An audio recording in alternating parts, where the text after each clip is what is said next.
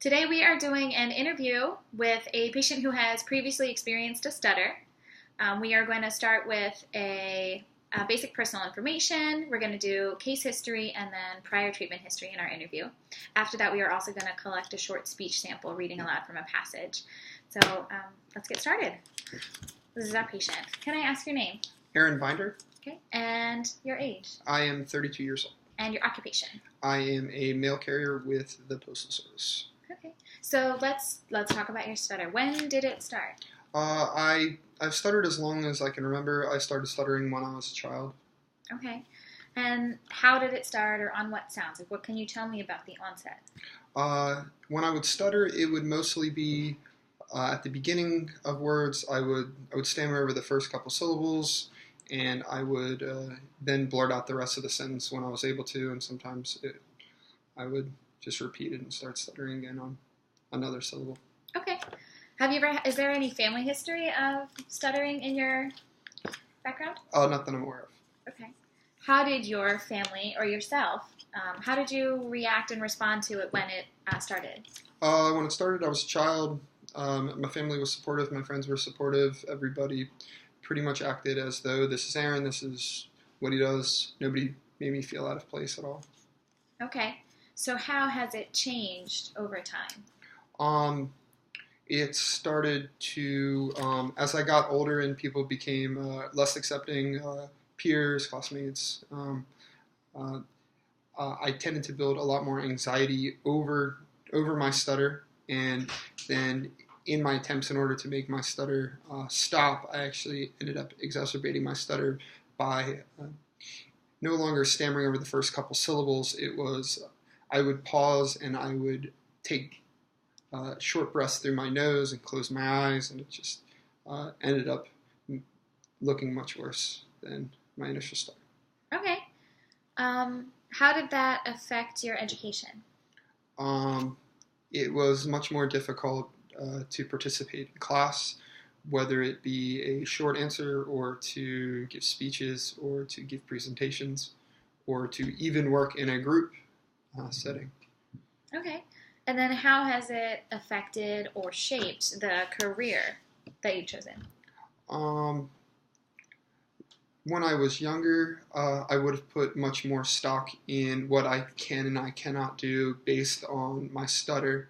But as I've gotten older and my stutter has improved and my confidence has improved, I don't really see any sort of limitations speech-wise to keep me from pursuing anything. Okay. Have you ever had any jobs or anything where it has been a limitation? I was a telemarketer right out of high school when I first went to college, and I would stutter through hang-ups pretty much.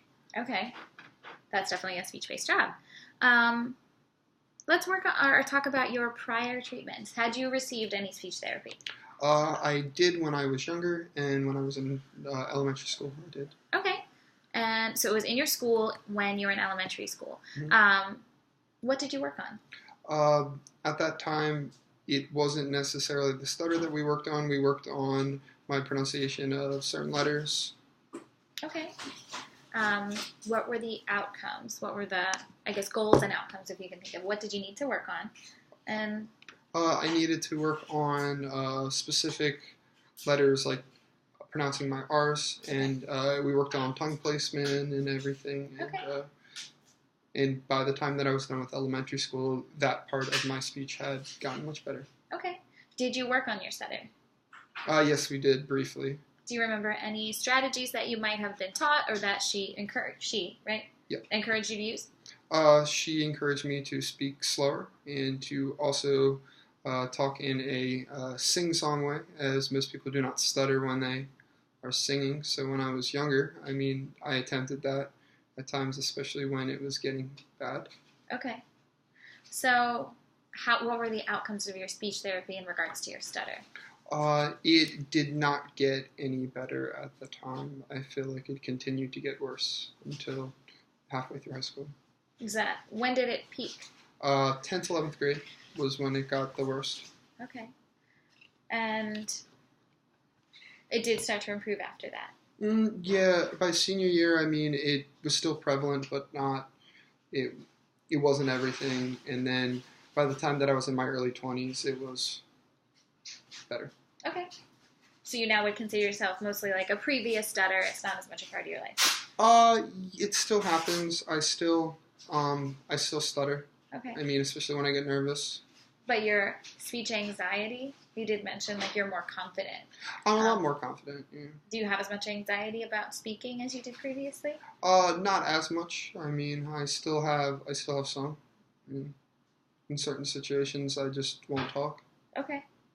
So, previously, Aaron and I have completed the Erickson survey, and if you go on to the next slide in this presentation, you can check out his responses. He scored a 9, and then we are also going to do a speech sample now, reading aloud from a passage, and then he's going to read it through again right after that. We've kept it a little bit short, but just so if we can see any improvement, because typically you would see improvement and easier fluency from the first read to the second or third. So, are you ready? Mm-hmm. Okay. Adam West, the actor who played Batman in the 1960s TV series, died last week at age 88. People lit up the bat signal at the Los Angeles City Hall in his honor. Burt Ward, who played Robin in the show, was at the event to pay tribute to his friend, saying that he spent his entire life as a performer making people happy, making them laugh, and trying to make the world a better place. Okay. I didn't notice any disfluencies, but if you do want to try again for us. Adam West, the actor who played Batman in the 1960s TV series, died last week at age 88. People lit up the bat signal at the Los Angeles City Hall in his honor. Burt Ward, who played Robin in the show, was at the event to pay tribute to his friend, saying that he spent his entire life as a performer making people happy, making them laugh, and trying to make the world a better place. Okay. Aaron, thank you for your time. I think that concludes this interview.